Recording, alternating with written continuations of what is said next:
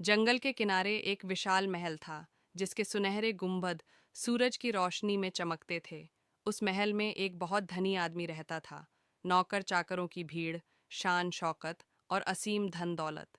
एक दिन उसने अपने नौकरों के साथ जंगल में शिकार पर जाने का निश्चय किया। सब लोग हथियार और सामान लेकर जंगल की ओर बढ़े, मानो कोई साहसिक यात्रा शुरू हो। कुछ ही देर बाद नौकर रास्ते से भटक गए और वह धनी आदमी अकेला पड़ गया। तभी घने पेड़ों के बीच से एक विशाल बाघ बाहर आया। उसकी आंखें चमक रही थीं और उसकी चाल में अद्भुत गरिमा थी। डर से कांपते हुए धनी आदमी बोला, अगर तू मेरे करीब आना ही चाहता है तो ये पैसा ले ले। जितना चाहे उतना ले ले। मैं तुझे पैसे से खरीद लूंगा। बाघ ने शांत स्वर में मुस्कुराकर कहा, मुझे तेरे पैसे नहीं चाहिए। मुझे चाहिए आज़ादी और इस जंगल की रक्षा। उस एक वाक्य ने धनी आदमी का जीवन बदल दिया। महल लौटकर उसने जंगल की रक्षा करना शुरू किया।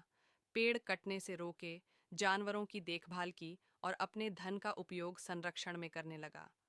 धीरे धीरे जंगल फिर से हरा भरा हो गया। पक्षी चहचहाने लगे और वहीं बाघ स्वतंत्र होकर जंगल का सच्चा राजा बन गया।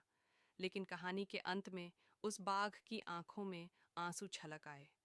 धनी आदमी ने हैरानी से पूछा, तुम क्यों रो रहे हो? बाघ ने गहरी सांस लेते हुए कहा, क्योंकि आपने लाइक